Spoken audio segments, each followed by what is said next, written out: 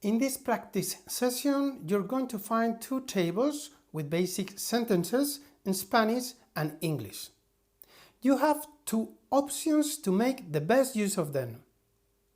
You can stop the video and try to pronounce every single sentence in Spanish and then listen to the video and compare it with your pronunciation, repeating the process with the two tables.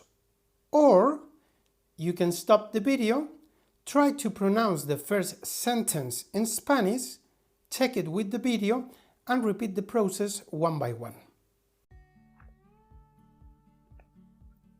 Me gusta jugar al tenis. I like playing tennis. A mi novio no le gusta leer. My boyfriend doesn't like reading.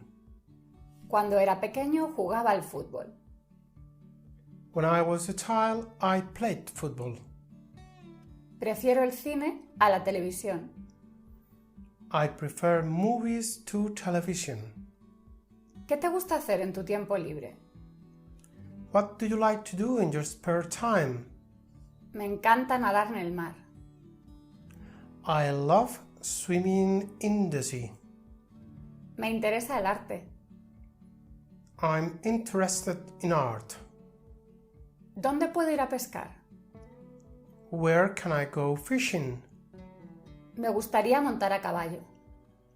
I'd like to ride. Juego mucho a las cartas. I play cards a lot. En primavera me gusta ir a la playa. In spring, I like going to the beach. A mi profesora le gusta el teatro. My teacher likes theater. Mis amigos van al gimnasio los lunes. My friends go to the gym on Mondays. Mi hermano juega al baloncesto. My brother plays basketball.